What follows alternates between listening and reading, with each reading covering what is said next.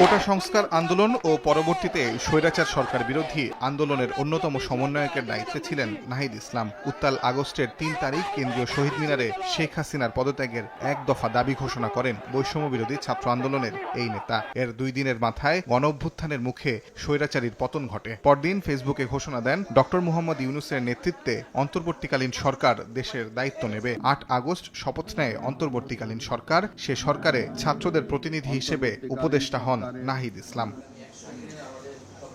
৬.৫ মাস তথ্য ও সম্প্রচার মন্ত্রণালয় এবং ডাক, টেলিযোগাযোগ ও তথ্য প্রযুক্তি মন্ত্রণালয়ের উপদেষ্টা হিসেবে দায়িত্ব পালন করেন নাহিদ ইসলাম। মঙ্গলবার ২টি মন্ত্রণালয় থেকেই পদত্যাগের জন্য প্রধান উপদেষ্টার কাছে পদত্যাগপত্র জমা দেন নাহিদ। মঙ্গলবার দুপুরে প্রধান উপদেষ্টার বাসভবন যমুনায় উপদেষ্টা পরিষদের এক বিশেষ সভা শেষে সাংবাদিকদের একথা জানান নিজেই।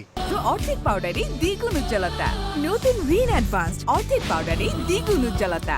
মন্ত্রণালয়ের দায়িত্ব থেকে আমি ইস্তফা দিয়েছি।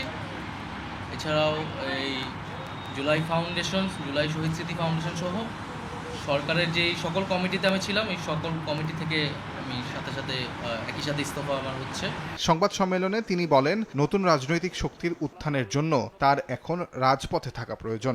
একটি রাজনৈতিক শক্তির উত্থানের জন্য আমার রাজপথে থাকা প্রয়োজন, ছাত্র জনতার কাতারে থাকা প্রয়োজন। গণ অভ্যুত্থানে যে ছাত্র জনতা অংশগ্রহণ করেছে সেই শক্তিকে সংহত করতে আমি মনে করেছি যে আমার সরকারের থেকে আমার সরকারের বাইরে রাজপথে আমার ভূমিকা বেশি হবে। অভ্যুত্থান পরবর্তী সরকারে অনেক সীমাবদ্ধতা ছিল উল্লেখ করে নাহিদ ইসলাম আশা করেন অন্তর্বর্তী সরকার আইন শৃঙ্খলা পরিস্থিতি নিয়ন্ত্রণ এবং গণ অভ্যুত্থানের আকাঙ্ক্ষা বাস্তবায়নে কাজ করবে।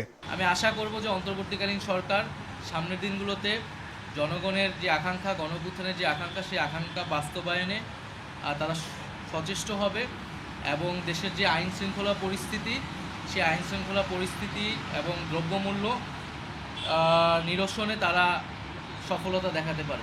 পরে প্রধান উপদেষ্টার বাসভবনে আবারও ঢুকে পতাকাবিহীন গাড়ি নিয়ে বের হয়ে যান নাহিদ ইসলাম। ২৮ ফেব্রুয়ারি আসছে তরুণদের নতুন রাজনৈতিক দল। জানা গেছে সে দলের প্রধান হিসেবে দায়িত্ব নেবেন নাহিদ ইসলাম।